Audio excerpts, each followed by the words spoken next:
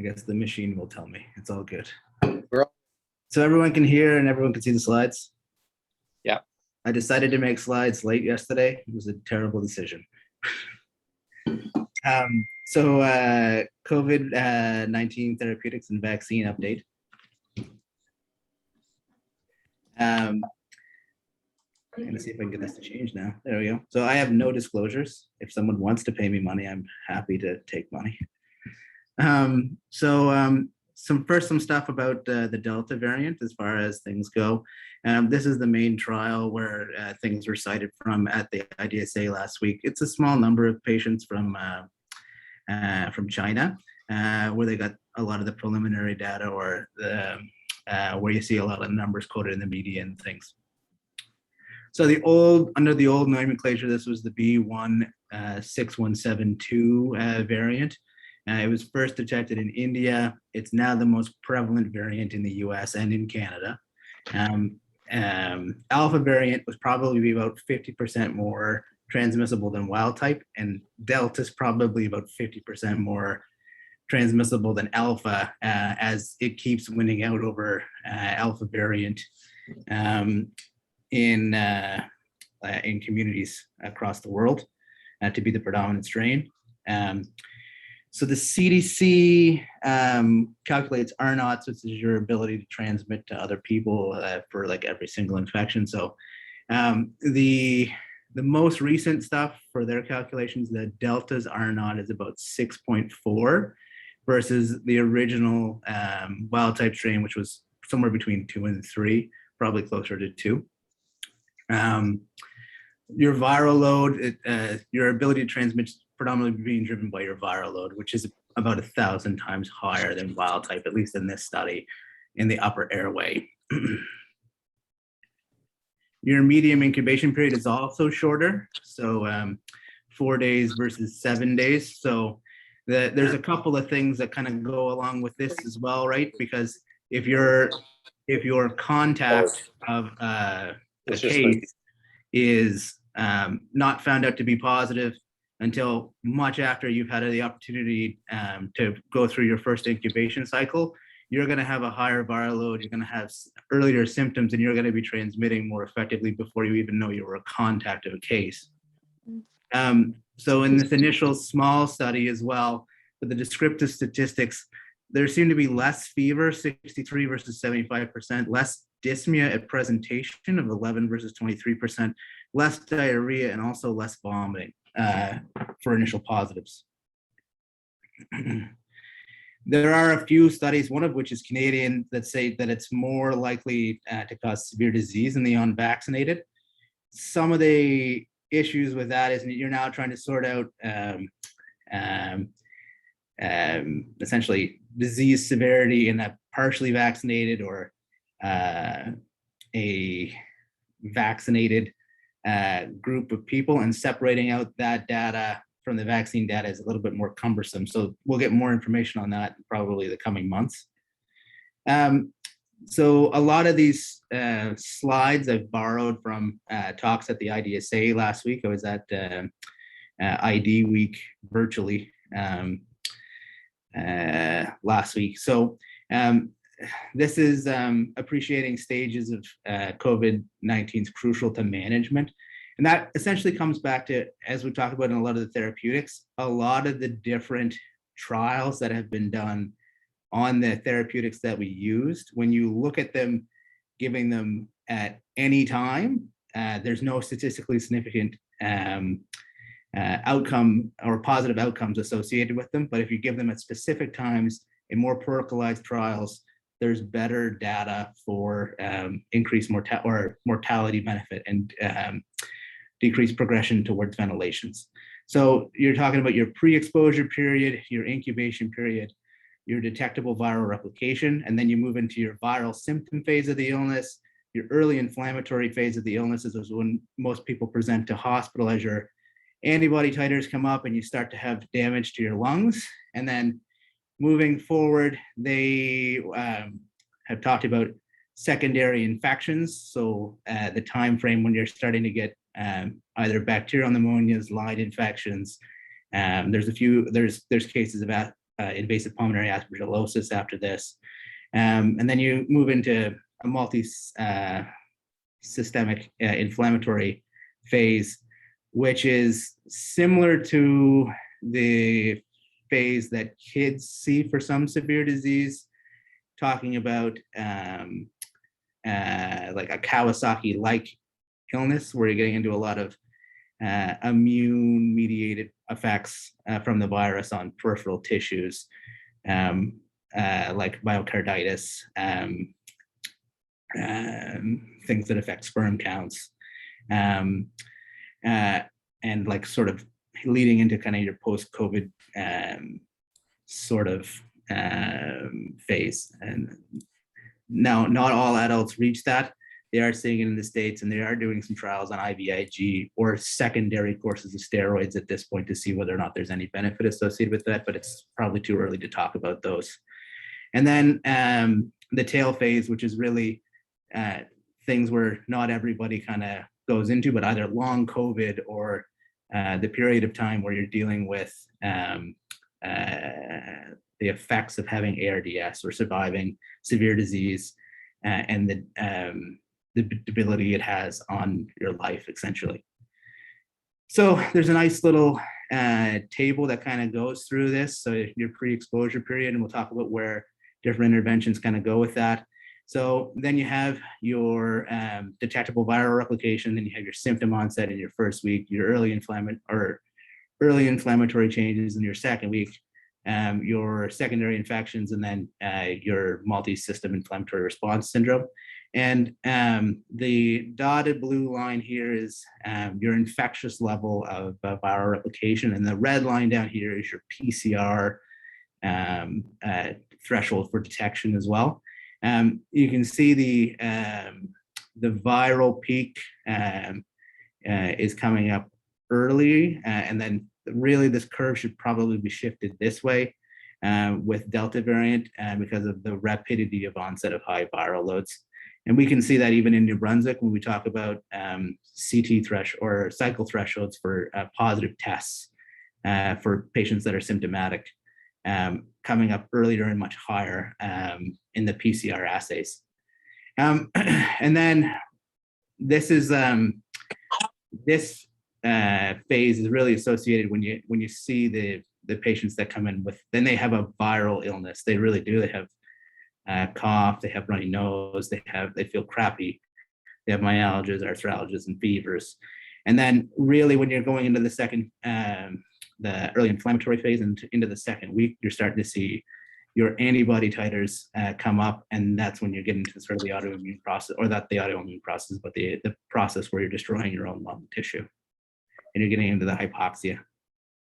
So for the prevention things, these are stuff that we all know and we all do. So there's evidence for masks, there's evidence for physical distancing, there's evidence for limiting gatherings, contact tracings, hand hygienes, vaccines, which is the biggest thing for prevention in this group, and then outdoors safer than indoors for gatherings. I haven't actually seen the studies, but the thing that the CDC kept preaching is they expect that their rate of new acquisitions for outdoors versus indoor gatherings, they suspect that only about 1 in every 10,000 COVID cases was acquired in outdoor venue, which I don't know where they get that number because I've never seen the data on it, but they, 3 or 4 presenters have all harped on that without citing it. So then you're talking about your pre-hospitalization therapy. So these are really the know or stay tuned sort of things.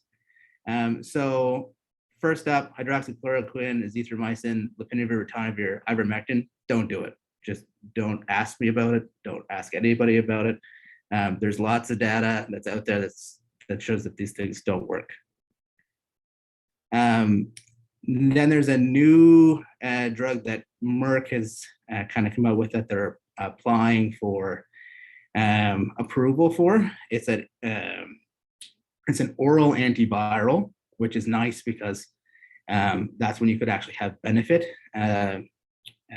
is being able to give this as an outpatient, from an outpatient perspective. So this is made by Merck. It's a prodrug that's metabolized to a nucleoside analog, similar to acyclovir,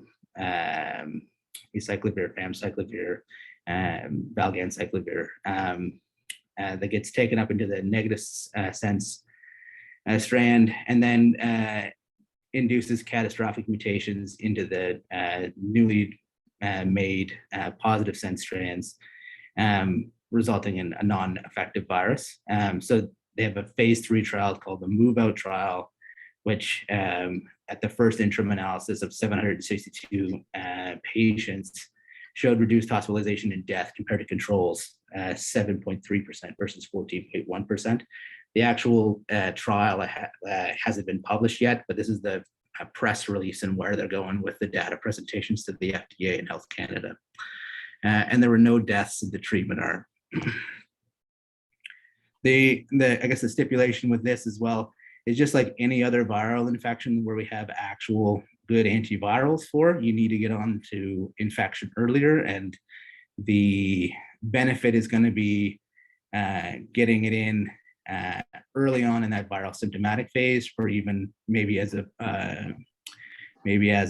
prophylaxis after exposure, but there's no data for that yet. But that stuff will probably all come in the next few months. Merck also released the pricing recently. I think it's 40 times the cost that it is to make the drug. So that's not very ethical from their standpoint. And then monoclonal antibodies.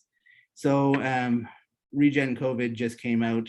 And then there's also, Regen COVID just came out in the New England Journal. I think it was last week, if not the week before. And then there's sortortumab, which is another monoclonal antibody, and there's a third product as well. So these are currently being used in the States and other parts of Canada. They're a little bit more difficult to I can't say this word, to bring into practice currently, and they're currently under assessment by our local ID/ICU therapeutic group about whether or not we're going to be able to get them in, and if there'll be a benefit in the context of use going forward. So we'll talk a little bit about Regen COVID. So at 29 days, there's a reduction in the combined outcome in the New England Journal trial of hospitalization and death among those treated with doses of Regen COVID compared to placebo. And they did a 1,200 milligram dose, and they also did 2,400 milligram dose, and it's for the 2,400 milligram dose, which had the higher number of people in it. It was 1.3 versus 4.6 for the placebo, given a relative risk reduction of 71%. There were 5 deaths in the placebo group and 2 deaths in the Regen COVID group. People that were are eligible to get it in the trial were 18 years old. They had at least one risk factor for severe disease. And for what they had as their inclusion criteria, they defined that as greater than 50, a BMI over 30, cardiovascular disease, including hypertension, lung disease, diabetes, chronic kidney disease, liver disease, and being immunosuppressed for any reasons. And you had to give this within 7 days. So you can appreciate from a New Brunswick standpoint, the difficulty that would be required to implement this. If right now we're taking 3 days to book a test and get it done, and then 4 days to get the results back, you missed your window of opportunity where you're going to have a lot of the benefit. And to give these lates, there's probably no benefit to giving it from both a hospitalization, a morbidity, or mortality standpoint.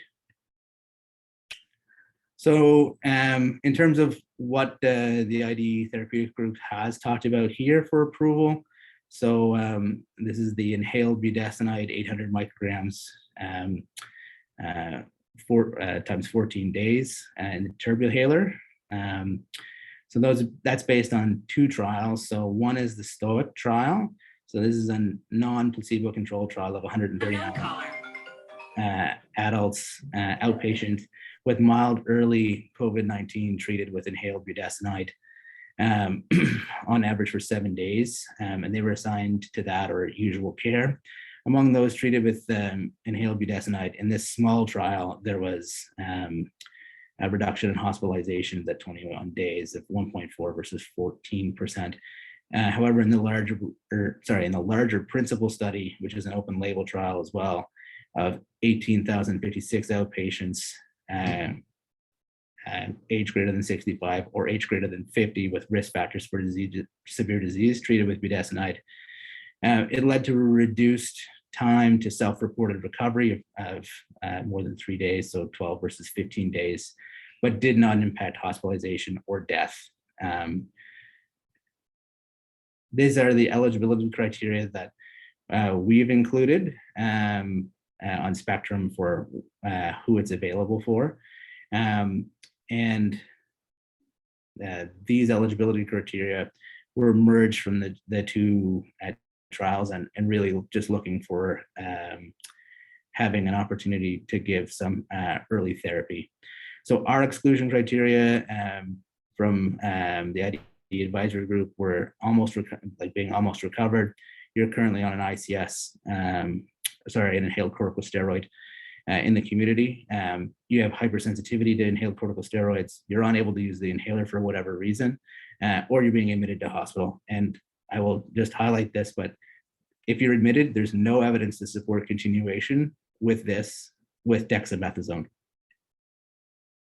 Now moving into the hospitalization. So if hospitalized for another reason and not on supplemental O2, you can consider budesonide with the same criteria as before, provided they meet the eligibility criteria.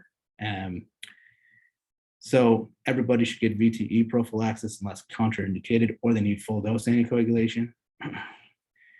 Once you make it on to supplemental O2, so in terms of things that may have some benefit, so remdesivir. So in the New England Journal trial, there was a reduction in time to recovery, but without any benefit to prevention for severe disease or mechanical ventilation or death. So it's probably not worth the bang for its buck.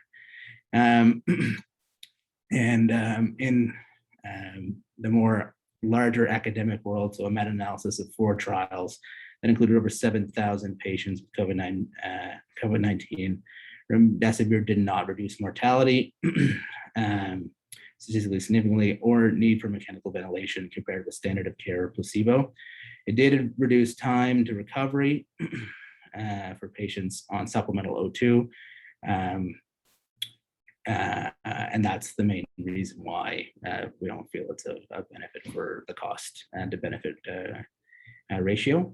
That said, with Delta variant and these large open adaptive trials, they are re-looking at this for patients with the higher viral loads from Delta variant, and the analysis for that and the data for that should come out within the next couple of months.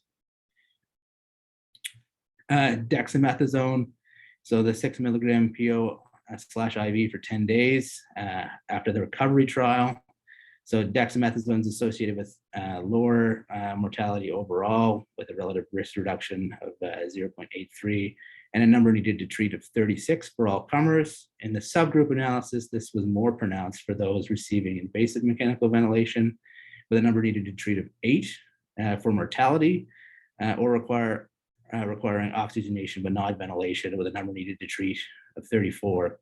And then in non-ventilated patients, dexamethasone reduced progression to invasive mechanical ventilation with a number needed to treat of 48. So again, less bang for the buck, but it's one of the mainstays of therapy. If you don't have access to dexamethasone, you can use methylprednisolone. And the IDSA states 32 milligrams is the equivalent dose, or 40 milligrams of prednisone. On the Spectrum map, we have 30 milligrams listed for the methylprednisolone equivalent.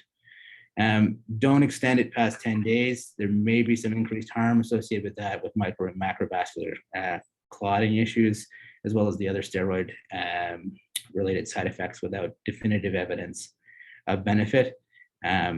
There is one small study talking about maybe having some prevention for development of pulmonary fibrosis. I'm not sure if Andrew has any insights on that, but I'll let him talk in a couple minutes. And then don't give early. It definitely seems to increase harm. You have increased risk for disease progression 6 times greater than what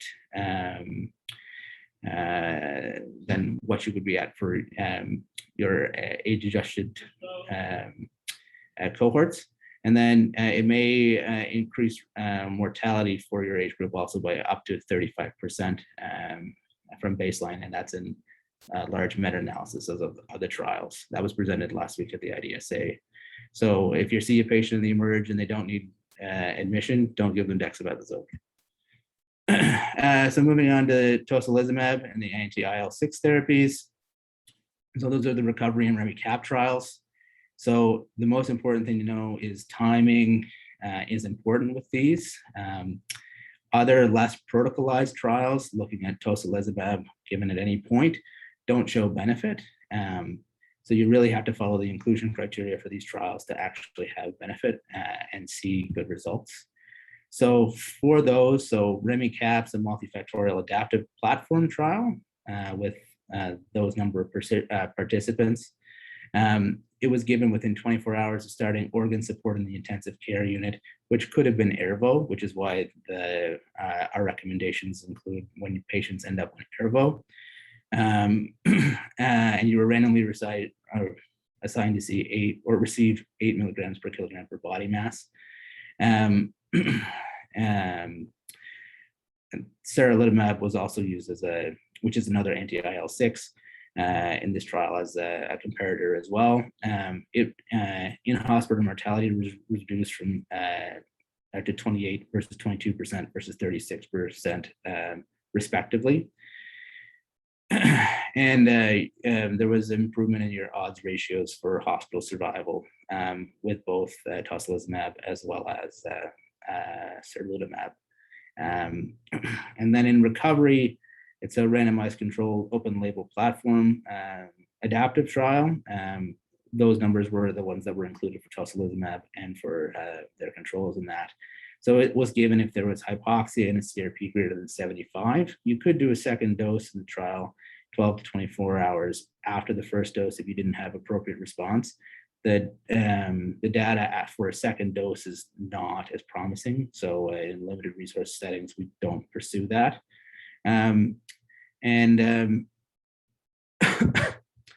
It was associated with statistically significant reductions in mortality, as well as you were more likely to be discharged from hospital. And then among those receiving mechanical ventilation at baseline, you were less likely to reach composite. And and among those not receiving mechanical ventilation at baseline, it did have statistically significant reductions in need for mechanical ventilation or death. And in some other data, it appears that it seems to arrest disease a bit better in terms of disease progression compared to the JAK 1 and 2 inhibitors.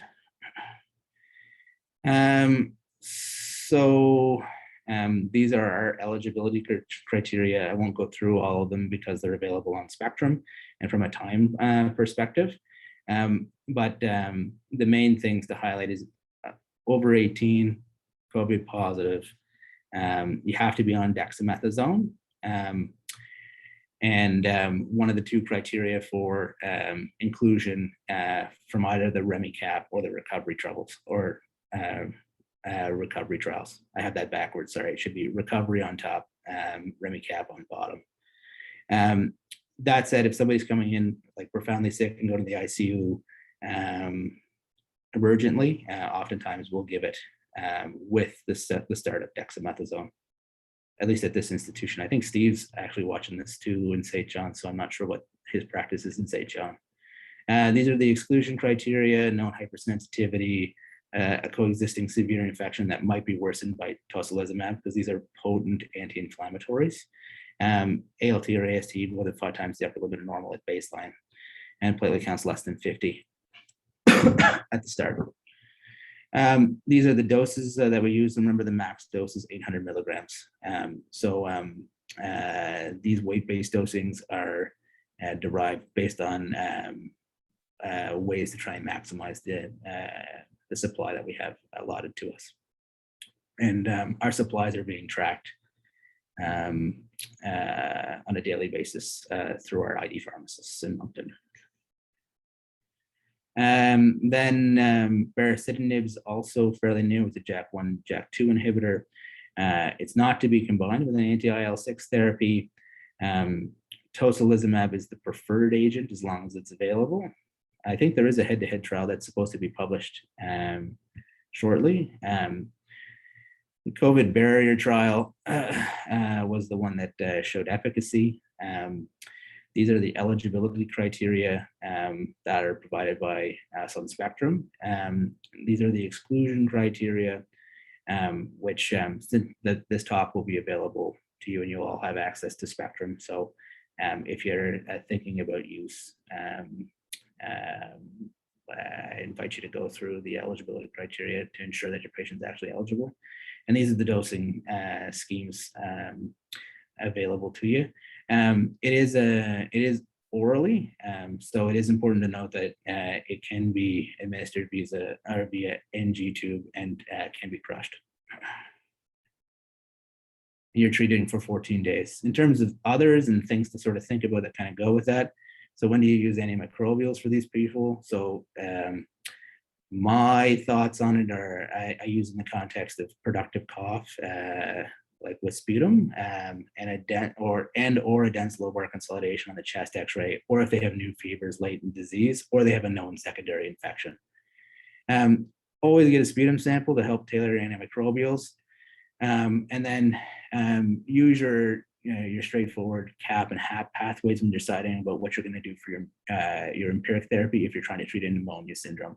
And then with these, I always tell people to follow up the sputum cultures and sort of monitor treatment response in terms of deciding when to get these people off antibiotics, because there's certainly no benefit and there's potential harm from antibiotic side effects for leaving them on without known or derived benefit. Andrew, I don't know if you want to jump in now and talk about the self-proning piece. Sure, yeah, I can talk a little bit about self-proning. I mean, we're getting kind of into the, more sort of non-pharmacological management when we talk about self-proning, but this is something that's obviously been around for a long time in patients with ARDS. And the idea is you're trying to sort of improve their ventilation perfusion matching while they continue to heal from their infection and hopefully limit their need for intubation or non-invasive ventilation. Self-proning is really easy to do. It's not harmful, and again, can be helpful in improving these patients' oxygenation. My general approach to this, there's not like a specific reasonable level of evidence in terms of how often a patient should be proning, but anybody who's admitted to hospital requiring supplemental oxygen, non-invasive ventilation or invasive ventilation should be proning, ideally for at least 6 to 8 hours per day, but as much as they can tolerate doing safely without developing like injuries to their arms or pressure ulcers and impacting nursing care. There's basically, you just tell patients to stay on their stomach. It's as easy as that. There's a lot of tools you can use online. I have a printout that I can circulate around to folks that I give to patients that have COVID when I see them. And it's got instructions on repositioning themselves so they don't develop significant ulcers from staying in one position for a long time. But if they're awake, they're going to move if they're uncomfortable. It's more so for the mechanically ventilated patients. And the ICU already has really good protocols for managing those folks. It's a little bit vaguer for what to do in patients that are at home and are not hypoxemic. Presumably, if you're managing them at home, they're not on oxygen. My approach for these patients has still been to tell them to try to sleep in a in a prone position if they can. If they're going to be laying down for much of the day, then they should be laying on their side or their stomach.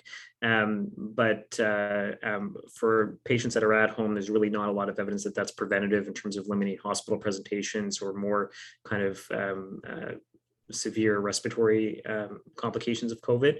The other thing that I'm a little bit cautious with the self-proning at home is that we still want these patients ambulating, moving around. That's going to improve their sort of, or prevent deconditioning, limit their risk for VTE if they're at home and managing outside of the hospital. But for anybody who's on the ward, again, on oxygen or even on BiPAP, you just want to try to have them on their stomach for 6 to 8 hours per day. And you can find these handouts really easily available online. But like I said, I can circulate it around. It's just like a reminder for the patient to move from their side to their stomach and try to limit their time spent on their back. There's not really much more to it than that. I'm only 3 calls behind from talking so far. So that's pretty good. They're all outside calls, so none of you are bothering me. I like it. I'm going to start texting you now, Brandon. Yeah. Don't worry. Sheldon, yes, next. So diuresis and fluid balance. So monitor your ins and out closely. From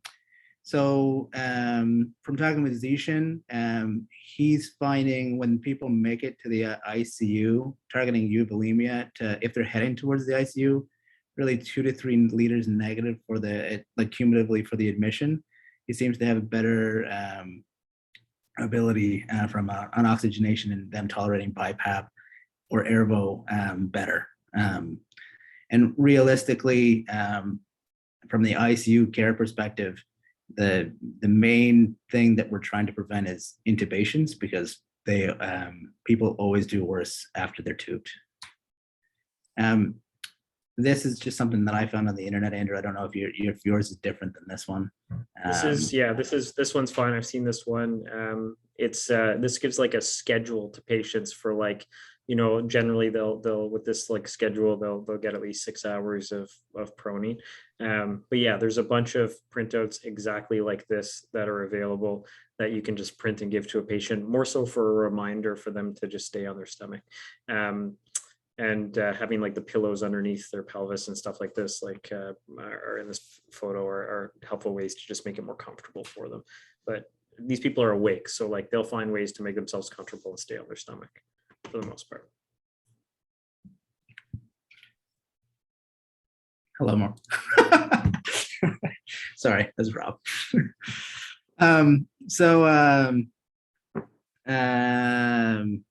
This is a summary of the stages of therapy. This is from the IDSA last week as well. So they threw up some of their treatment regimes that they put up on here. So things that we didn't cover will be therapeutic anticoagulation, which is always a hot button topic. Seems to be once they make the ICU, definitely don't do it. And then the data for prior to the ICU is kind of wishy-washy. Some studies positive, some studies negative. So most places are still doing just DVT prophylaxis from that standpoint. And then the immune modulators in the IV or in the IVIG are really for people that are getting into this multi-system inflammatory phase, and that's in the context of clinical trial. So usually if they're in this stage, then they're in ICU. So shifting gears a little bit, vaccine information and combating misinformation. So this can range from like crazy to like legitimate concerns. So doc, this vaccine has made me a magnet. So John Oliver did a little piece on this, and his summation of the evidence on it. And I don't know if anyone knows John Oliver, but he's the host of Last Week Tonight. He goes, sometimes people are just sticky. And this is in like direct reference after him playing a clip of the lady that's talking in front of her local health board in Texas, being like, this, look, it sticks to me. And she puts metal objects on herself and they just slide down. Other things like, you need to get woke, Bill Gates is chipping us, as they read that on their iPhone on the toilet. This vaccine has changed my DNA, and this is kind of getting into more kind of the questions that kind of need some education as far as things go. So the mRNA never enters the nucleus. It's degraded relatively quickly. It's gone out of your body within 2 to 3 days. There's certainly no like uptake or modification to DNA. These vaccines are rushed. The platform is unstudied, and we don't know the long-term effects. So I guess from this standpoint, the way that I approach this is I usually talk to people is, well, actually, the important antigenetic components for things that we'd like to target from a vaccine standpoint were actually derived from data on SARS-CoV-1, which no longer exists, hopefully, and MERS. So that's where we got some of the preliminary data to kind of know where to go with things. And then for mRNA vaccines, they were actually previously used in phase 1 trials for rabies, influenza, Zika virus, and cytomegalovirus. And there's stuff ongoing for all of those. There's also platforms in development for clinical trials for HIV vaccines moving forward. And then for the last pieces, we don't know the long-term side effects. My argument there is like these are the number of doses of vaccine that have been given globally. This is all comers, but the largest vaccine platforms that have been given to date are mRNA vaccines. Number of fully vaccinated people, and then if you look at the global percentage, we're talking 35% of the globe's been vaccinated with one of these vaccine platforms.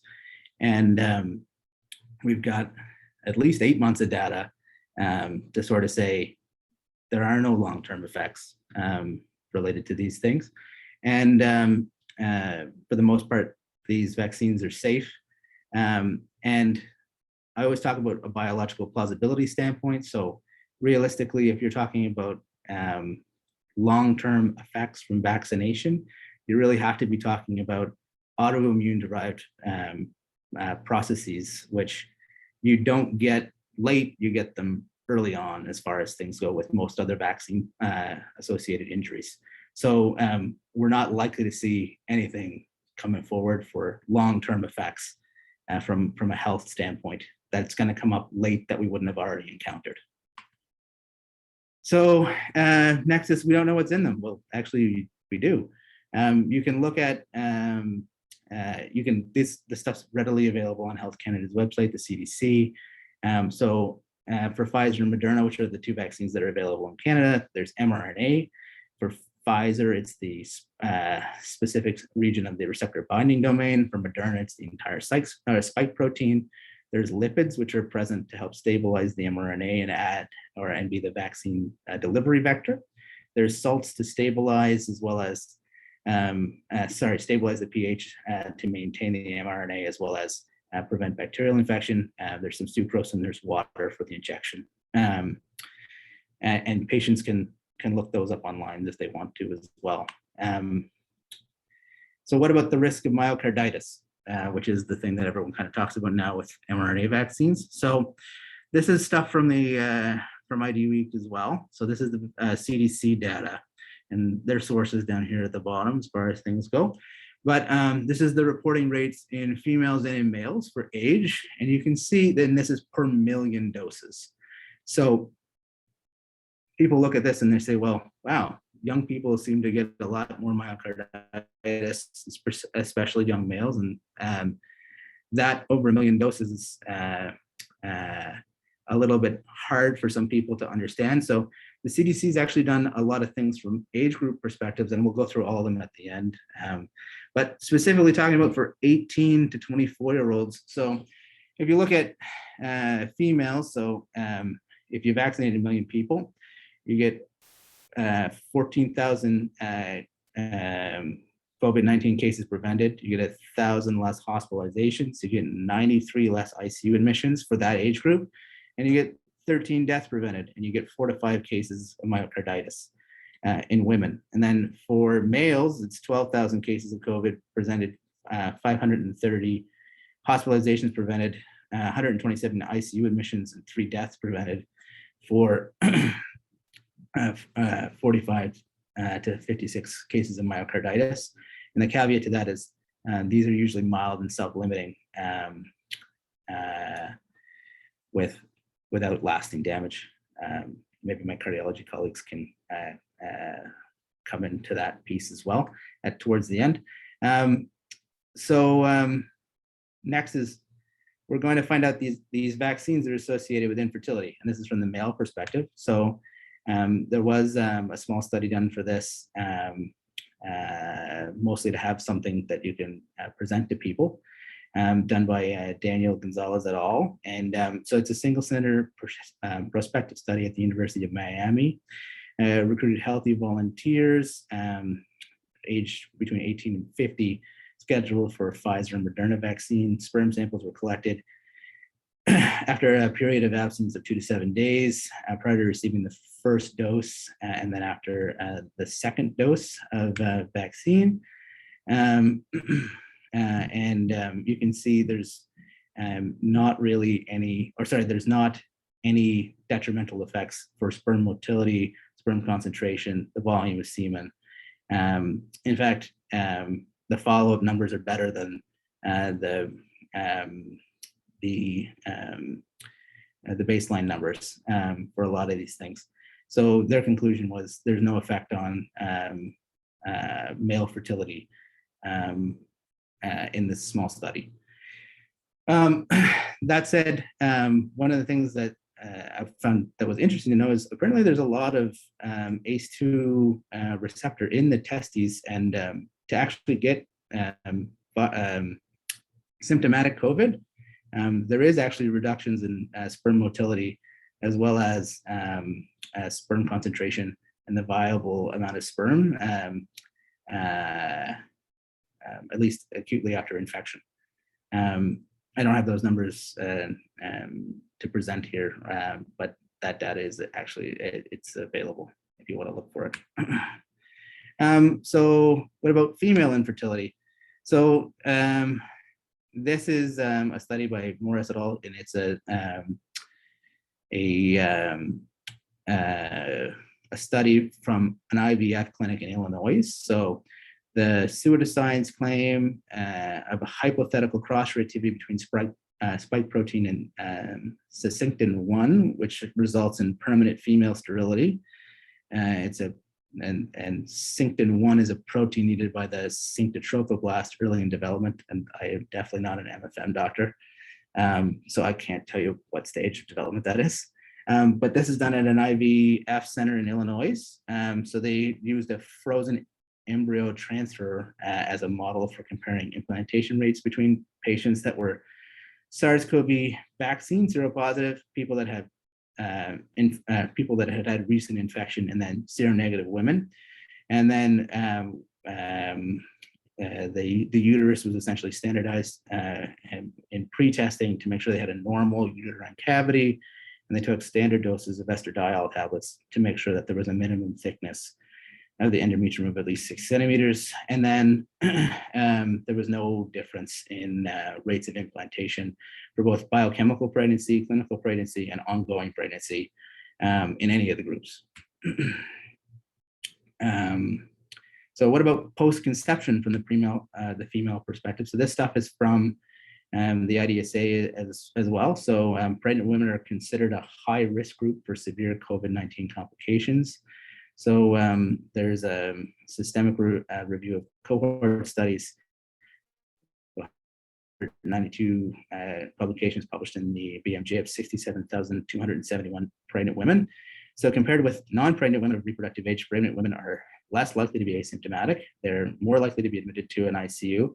Now, the baseline risk of admission for that age group is low when you're interpreting that odds ratio, just to I guess just to put that into out into the world. And then you're required, they're also at increased risk for invasive mechanical ventilation, or ECMO, compared to women of their same age that are not pregnant at the time. And then compared to pregnant women without COVID, pregnant women are more likely to have a preterm birth or a stillbirth with statistically significant odds ratios. Again, those numbers are low, but they are increased risk. So this is the data from the Pfizer and the Moderna and the AstraZeneca trials for people that didn't know they were pregnant when they got vaccinated.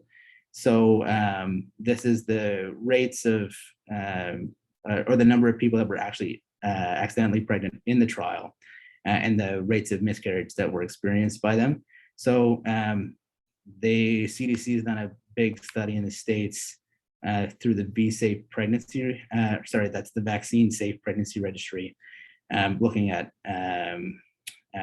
people that have been vaccinated with Moderna, Pfizer, and J&J, with large numbers of patient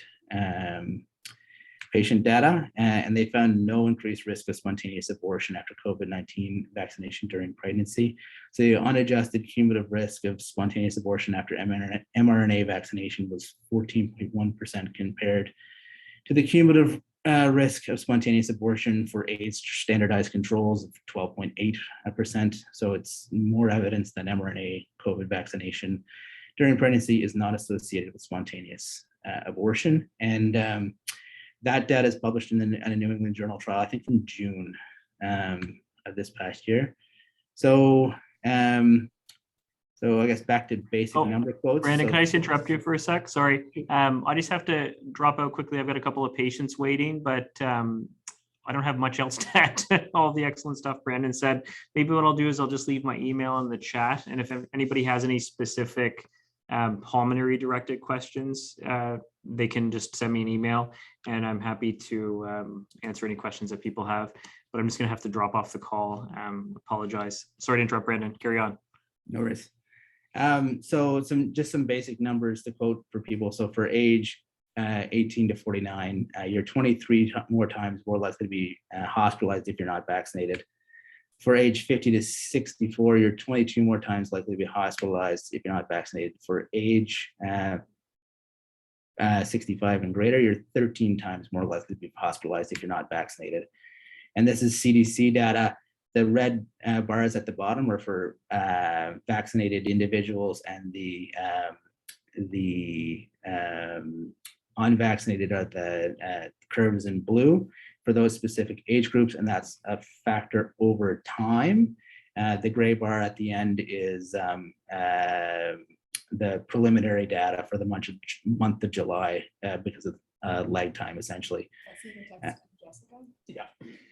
Yeah. From there, so vaccine effectiveness against infection over time. So this is several trials that are tracking rates of COVID infection in vaccinated. So this first one is vaccine effectiveness against infection over time. And you can see that things are starting to drop off from a protection against symptomatic infection. But when you look at hospitalizations, those numbers remain strong. And this is, again, American data, and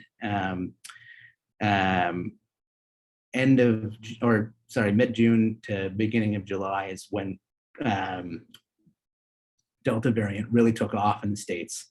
So we seem to have good data that we're still protected from hospitalizations.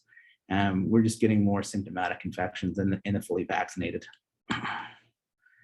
So, so the red curves here are for hospitalizations, and the blue curves are for infection. So this is, again, American data looking at those over 65, and this is pre-Delta versus Delta data. So there is declines in all products against infection, but the hospitalization data seems to be remaining strong, with some more reduction in Pfizer compared to all products based on CDC data, and that stuff just came out I think 2 weeks ago. For underlying medical conditions, pre-Delta versus Delta seems to remain strong. And then this is where the concerning thing or the concerning data that's kind of come up, which I think has led to some of the things that have been changed more recently, specifically in Manitoba yesterday, but for frontline healthcare workers, for infection, things are kind of tailoring off.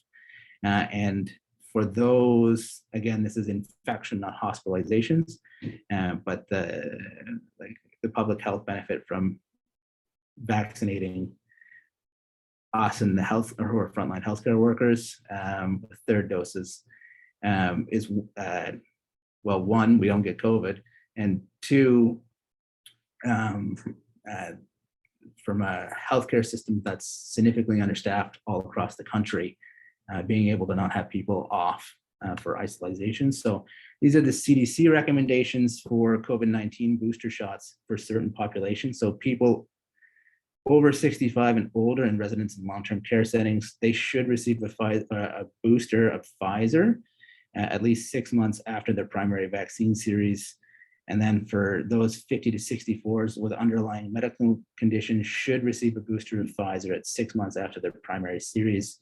And then for people aged 18 to 49 with underlying medical conditions, they may receive a booster at 6 months after their primary series. And then, for those 18 to 64 who are at increased risk for COVID-19 exposure and transmission because of their occupational or institutional settings, they may receive a booster of COVID-19 6 months after their primary vaccination series. So what's excluded in this statement is this population. So those who are severely immunocompromised for a number of reasons, and these people get vaccinated 28 days after their second dose, or at least 28 days after their second dose. So active treatment for solid tumor and hematologic malignancies, recipients of solid organ transplant, taking immunosuppressive therapy, people with CAR T-cell therapy or stem cell transplant within the last 2 years, people with severe primary immunodeficiencies, people with advanced, meaning CD4 count less than 200 or untreated HIV, and then active treatment with high dose steroids greater than 20 milligrams of prednisone. The US recommendation is 2 weeks, I believe, and ours is 4. Alkylating agents, anti-metabolites, which for them means MMF and azathioprine, and then cancer chemotherapeutic agents, TNF blockers, or other biologic agents that are immune suppressive or immunomodulatory.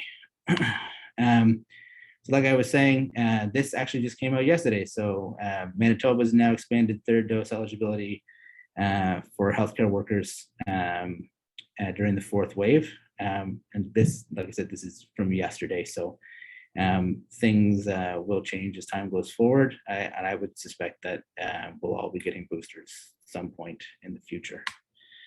NB's current list of eligible people includes active or recent cancer treatment for solid tumor cancer or cancers of the blood, solid organ transplant and taking immunosuppressive therapy, recent stem cell transplant within the last 2 years, or taking immune suppressive therapy, moderate to severe primary immunodeficiency, or advanced or untreated HIV, same criteria as less than 200 for the CD4 count.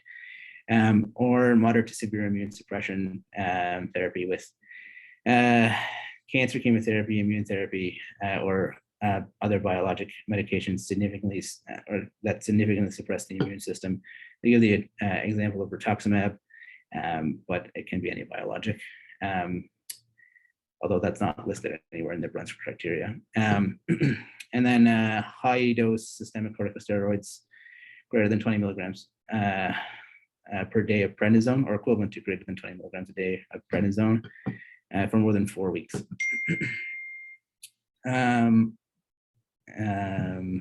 Or other drugs to suppress the immune system.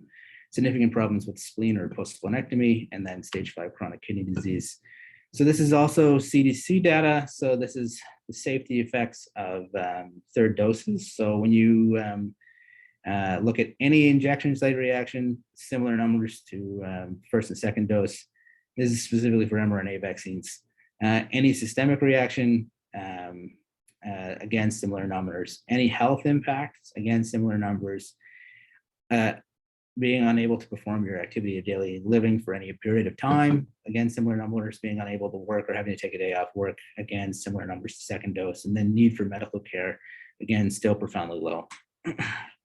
This is Canadian data. I'm almost done. I'm sorry. I think I'm running long by 7 minutes. Sorry.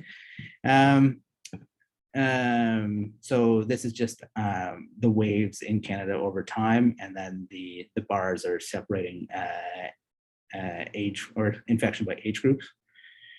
And this is not controlled for the amount of people that are in the age groups based on this graph. This is the rates of hospitalizations per age group, ICUs, and deaths. So of note, like for the ICUs and death piece, I suspect that some of the data where things kind of drop off in terms of the rates for those 70 to 79 and 80 plus, you have to keep in mind code status for ICU admissions. It is borne out in the death statistics. So, so you could use this data to quote, I guess, risks of severe disease to patients. And then this is Canadian data on vaccination status and your caseloads, hospitalizations, and deaths. I've tabulated those that are not fully vaccinated for you guys at the bottom. So for cases being fully vaccinated, so there's only about 4% of cases. So 96% of cases in Canada that are being detected currently are in those that are not vaccinated or not fully vaccinated. For hospitalizations, it's 96.9% for those unvaccinated or not fully vaccinated. And for deaths, it's 95.7% of those not vaccinated, not vaccinated or not fully vaccinated. And then these are just the data points from the CDC talking about myocarditis per age in terms of how things increase over time in terms of vaccine effectiveness from a risk-benefit analysis standpoint. The one that I presented earlier for the myocarditis data, this is slightly different because it's an older slide compared to the new ones. But for those older than 18 to 29, the data continues to be the same. So increasing with age. And this is just something that you can have to have in your office, or if you want to have the slides to sort of use as reference numbers for your patients, that if they come into like, well, what's my risk really of having something bad versus having something from the COVID vaccine or having an issue with the COVID vaccine. So with that, I'll end because I'm over time. So sorry. And I will also just say that I know I made a joke about being 3 calls behind, but I'm happy to take any calls about COVID patients anytime. Thanks very much, Brandon. That was excellent. I feel myself a little better, like up to date. I have one question. You mentioned something about the Pulmicort and whether or not to use dexamethasone after if they've been on Pulmicort. I just maybe missed what you said there. So you do use dexamethasone, you don't use them together. So Okay. If they get on oxygen in a hospital, you stop the Pulmicort and you go with dexamethasone. If they're on ICS LAVA for another, or sorry, if they're on an ICS for another pulmonary reason, you can continue at the current dose. But for the principal study in the STOIC trial, they were not used in combination, and there's no data of benefit in combination. And I will just throw out the caveat that in the States, those 2 trials of inhaled budesonide were not mentioned at all at ID week. BC is still doing it, I know, and then we're still doing it here because it may have some benefit to symptomatic improvement. The second trial just wasn't as convincing, it seemed, eh? Yeah. Okay, let's just see. There's just a couple of questions on the chat. One is, could you comment on natural immunity and the argument patients have that they do not feel they need the vaccine because they've had COVID already? That's the first. Do you want to comment on Brandon? Yeah, so the recommendation that's still floating around for us is they should get revaccinated at the 3-month mark as a booster, essentially, to ensure that they get appropriate response to the important parts of the virus. Some of the data that I've seen from the CDC that was presented last week is that natural infection provides about 80% immunity, but we don't know how quickly that wanes. For reinfections with different variants, the earliest case reports are 3 months. So that's the argument I make to patients.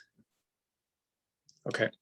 And then there was a question about how many people locally are in the ICU currently because of COVID. I believe Zishan has 4 as of last night. I don't know if anything's changed today. Yeah, I don't think Zishan's on the. In Fredericton, in Fredericton. I don't know. I know as of yesterday in Waterville, I think it was still full. Yeah. Just a couple more comments from, like, I was at the LMAC meeting last evening, and so there was some talk about, it was a special COVID meeting.